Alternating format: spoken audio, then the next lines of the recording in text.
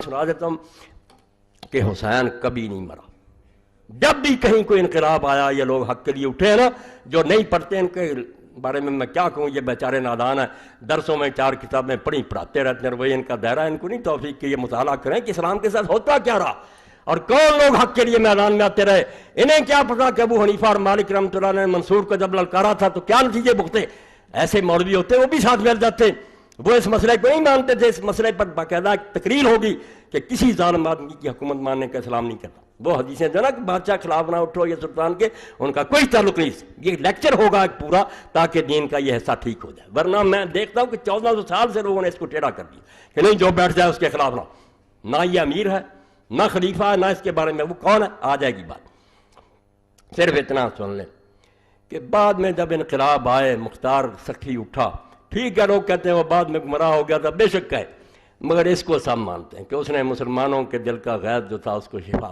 मुसलमान जो जले बुने बैठे थे कि यार रसूलुल्लाह के बच्चे के साथ क्या हुआ, उसकी लाश पर घोड़े दौड़ाया गया, उसका सर नेज़े पर टांगा गया, उसकी बच्चियां बाजारों में घुमाई गईं, कहाँ कूफा और वहाँ से दमिश्क ले जाया गया। अगर शर्म होती है इस हुकूमत में, चलो इमाम हुसैन ने कोई कसूर किया था, बाद में इब्ने ज़ियाद को लिखता है ये यजीद कि सारे बाल बच्चों के एहतराम से मदीना भेज दो, क्या जरूर से हज़ारों मील का फासला, जंगल और बियाबानों में से वहाँ बेचारों को ले गए, वहाँ ये धक्के खाते फिरते रहे, तो जुल्म होता रहा।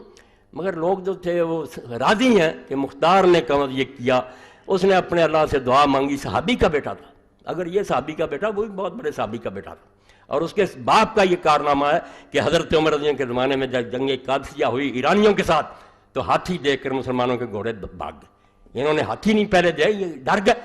तो सिर्फ उस वक्त अबू बैद सखी तो था उसका बाप, उसने अपने भाइयों को कहा कि अगर हम भी यहाँ से भाग गए तो मुसलमान मारे जाएंगे, ईरानी पीछा करेंगे।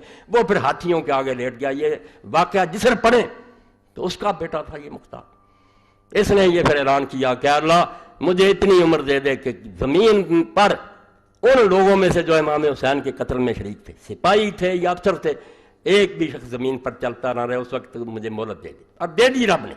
मरा उसी वक्त है जब वो सारे इसने मुका दिए, उन सब के सर काटे, उनकी लाशें आग में जलाई, उनके हाथ पाँव काट कर धूप में उनके फेंका।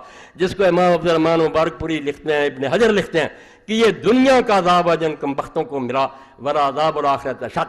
आओ मुहद्दिसीन की तरफ, 1400 साल के मुहद्दिस अगर मेरे साथ ना हो, तुम्हारे साथ कोई शख्स खड़ा हो, मुझे फांसी दे दो। ज़ालिमों, तुम हुसैन की मुखालफत करते हो जिसने दीन को बचाया कि नहीं ज़ालिम हुकूमत को इस्लामी हुकूमत ना को चलती रहे। ठीक है, हम रोक नहीं सकते, मगर ये फतवा हो जाना चाहिए कि गलत, और उसी की बरकत है।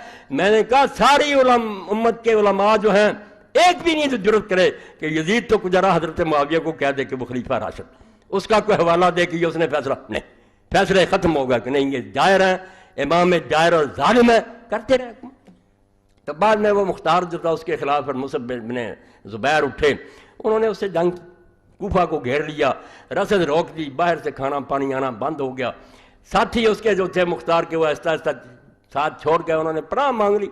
हालात देखकर कौन साथ रहता। और मैं कहता हूँ ये भी अगर कोई शख्स सोचेगा तो इमाम हुसैन के बरहक होने की दलील उसके सामने आ जाएगी कि इमाम हुसैन के साथियों में से जो देख रहे थे और आखिरी रात जब कि आपने चिराग बुझा दिए थे कि चले जाओ अपनी जानें बचाओ, तुम्हें कोई नहीं रोकेगा, मुझे मरने दो, एक भी नहीं गया। इमाम हुसैन के साथियों में अगर देख ले कि ये झूठा है, खामखा जिद कर रहा है भी नहीं इसके कुछ साथ, क्यों मरे, मौत की तरफ लोग रहे।